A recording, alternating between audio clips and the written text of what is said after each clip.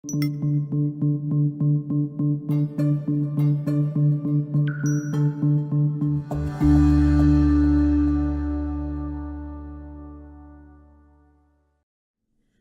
everyone, and welcome to Making the Impossible Possible.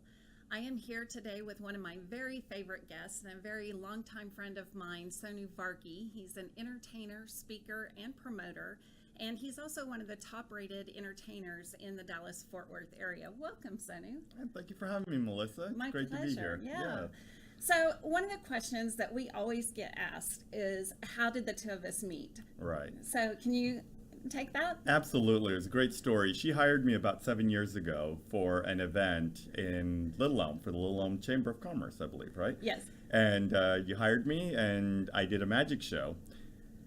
Little beknownst to her, I actually, the first two effects I did, I had never performed on stage. Had I known that, you would have not performed. Right, absolutely. After I told her later, you should have seen the steam coming out of her ears. But the first two effects. But anyway, the show went off great, and we had a great show. Yeah. And then we kind of lost track of each other for a couple of months, and then you showed up at a networking group that I attend. And at the time, you told me that you want to help small businesses build big brands without spending big bucks. I did. And I made the decision that I wanted to actually become a professional entertainer at that time. And so we were able to work together, and I hired you to do all the stuff I don't want to do, the website, the business cards, all that. You left out kind of an important element of that story, though. What happened in between the time that you performed at my event and we reconnected? Okay, fair enough. I took a little bit of time off to have my second heart failure. Spent 16 days in the hospital, and then had to recoup and had a pacemaker and an ICD put in and things like that. Thankfully, knock on wood, I'm much healthier now and have been wonderful, but took some time off, and that's what made me decide afterwards that I don't want to leave with any regrets. So I hired you to promote my magic and entertainment side of my business, hoping that I could get a few gigs a month and, you know, honestly earn a little bit of spending cash. And it's blown up into this snowball that I couldn't even stop if I wanted to. Yes, it really has been a lot of fun. And one of the reasons why it's so much fun is because I get to constantly see you do magic. And so why don't you share with our viewers kind of your signature effect, the one that you always start out with? Okay, well, this is my favorite effect to do. I always borrow something. In this situation, I just have a dollar bill, but I borrow a business card, a bill, or something like that.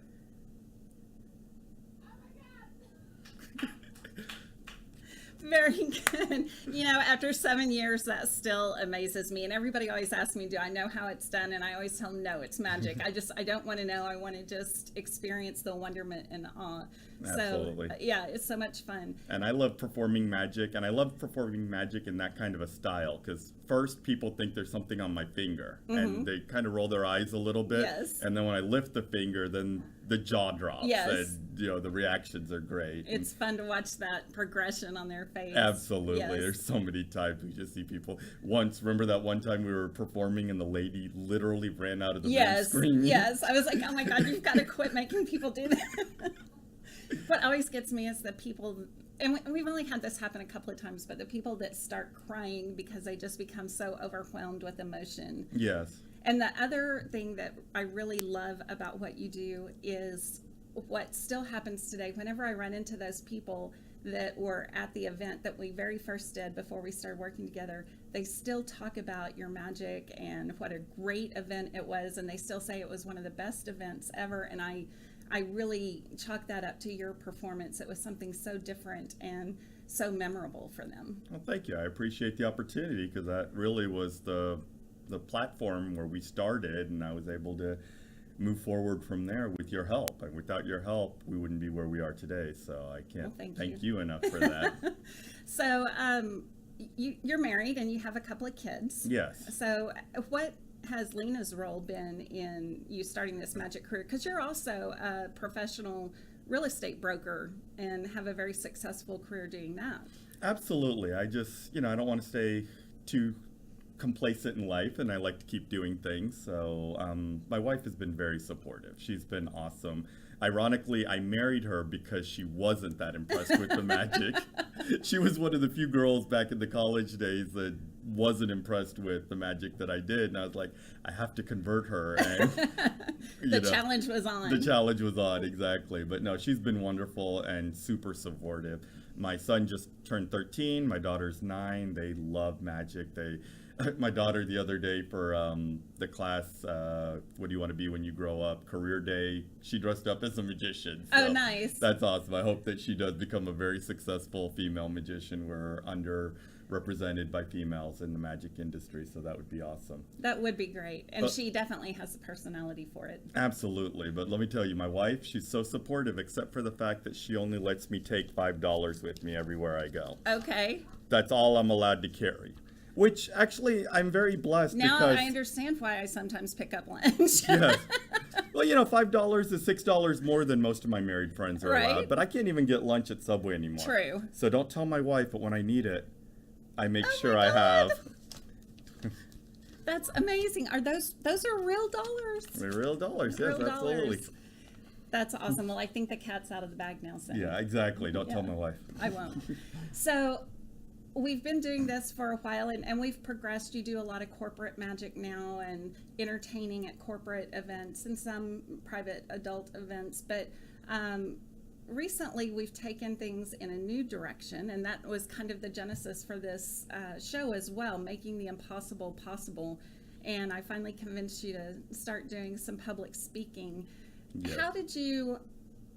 Talk a little bit about making the impossible possible. What does that mean to you, and why is that so important to share with people?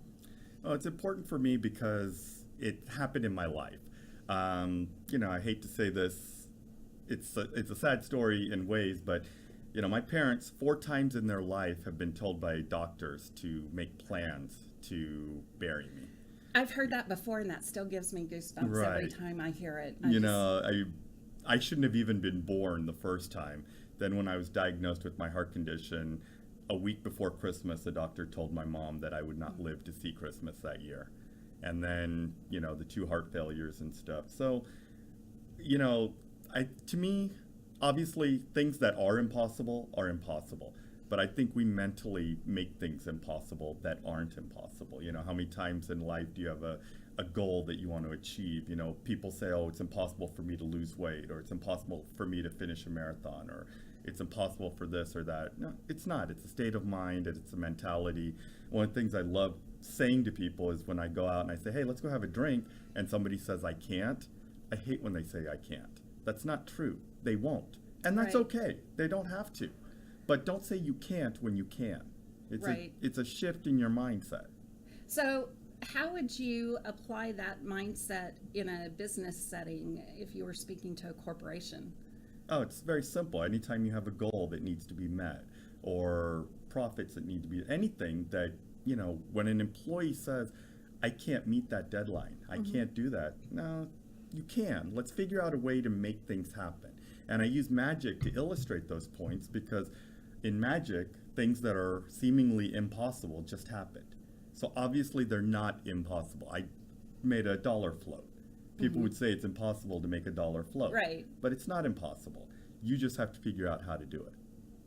Very, very good.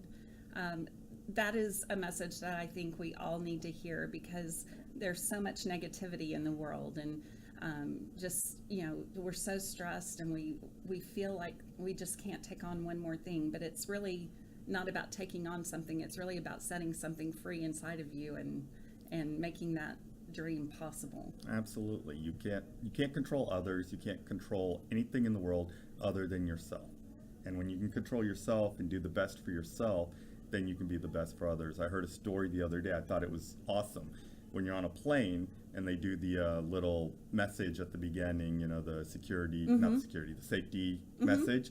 They say when the little masks fall, you're supposed to put your mask on first and then help your child.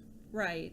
Well, and that's counterintuitive. Most people want to help their children first. Absolutely. Right? But on a plane, they tell you to help yourself first. And that's important, because if you can't help yourself and take care of yourself, you risk hurting yourself, and more importantly, hurting your child. Absolutely. So if you can't take care of yourself, you can't take care of others. Very good advice. Yeah. So that's a little bit about your speaking, but there's a P on that ESP, promotion. Yes. Let's talk a little bit about that. How do you bring value to companies from a promotional aspect? Well, at trade shows, I love to work trade shows, and imagine if you would, I'm working a trade show and I can get 20, 30 warm leads to go to your top salespeople every hour. And what's the value there? I stop them in the aisles, do some magic for them, get them in a good mood. So I get them in the right frame of mind, and then I talk a little bit about your product or your service. I hand you off a warm handoff to your sales team, and then they take it from there. Right. So you create the best situation for the sales team in a very difficult setting. Absolutely. And when I start performing, I mean, groups of 20, 30, 40, I've had 70 people try to, see what's going on. Right. And You're a real showstopper. I try. But it's also welcoming. And everything I do, whether it's interactive, close-up magic, stage magic, promotional magic, anything else that I do from that standpoint is very interactive. In my stage show, I'll do probably 15 to 18 effects in a 45-minute show, and all but one have volunteers from the audience. I think that is the best part. So many times people say, and the magic happened in my hands. They can't get over the being a part of the magic and being a part of the show. Absolutely. I always say that you can watch magic anytime you want. Everybody's got a cell phone. You can pull up YouTube and literally watch every single magic trick that's ever been performed in the history of magic. A lot of magicians don't like that. They don't, but you can watch a magic trick anytime you want. Right. But to be a part of it, to borrow your bill, to have things happen in your hands, for things to end up in your wallet, stuff like that, it's a lot of fun. It makes it more personal, and that personal connection is the most important part. Absolutely. Okay, so you're a real estate broker, you're an entertainer, a speaker, a promoter, and you are a husband and a father. And if we don't have enough on your plate already, we've recently added one more thing to your plate, and that is that you've found a way to incorporate drinking wine into your professional life. Yes, well, I enjoy a good beverage now and then, no secrets about that. Yes, in August I am getting my sommelier license, and together we're working on Wine About It, Yes. which is a magical wine experience. And it's not a wine tasting per se, it's more of how the characteristics of wine change depending on what you're eating and drinking, and how to pair the proper wines with the proper foods that you're eating so that you get the best experience. And along with that is a magic show. So it's Of course, there's always magic. There's always got to be magic. Yes. Yes. Instead of there's always room for Jello, there's always room for There's magic. always room for magic. Nobody hates magic. Absolutely. We have to, life is better if we believe in magic. Okay, so show me something that I maybe haven't seen a whole lot recently. Well, let's do a fun one. Okay.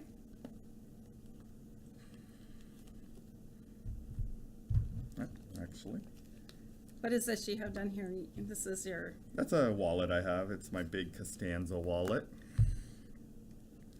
All right, so I've got 8 cards right here. Yeah. Pick any card you'd like. Just tell me which one you'd The like. queen, because, that's Queen, me. yes, because you are a queen. So you picked the Queen of Diamonds, right? Set Yes. it down on the table. You didn't pick the 8 of Clubs or the 10 of Spades with blue backs. You didn't pick the Ace or the King with blue backs.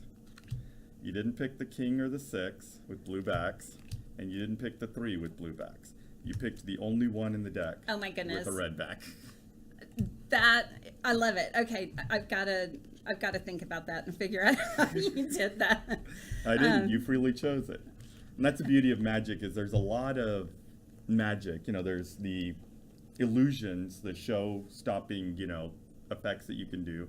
There's mentalism, there's hypnotism, there's predictions, premonitions. There's all kinds of fun aspects of magic, and I try to incorporate a little bit of everything when I perform. You do, and I think you do a really good job of it. And what I really love is how you get the people involved and help them be comfortable in a situation where they may not know everybody, and you create conversations for people. I would say if I had to pick one thing that I love to do the most, it's working a hospitality event, a cocktail event, and walking around and doing close-up magic and introducing people. Because a lot of times for corporations especially, the employees know each other and they're comfortable, but when they have an event and the spouse is invited, the spouses don't know each other and they're kind of uncomfortable. They don't know who to talk to and stuff. But give me 5 minutes at that table and they'll be best friends for the rest of the evening. And the experience for the spouses will be great, which then looks good for the employees, looks good for the company, looks good for management. I mean, it helps everybody out.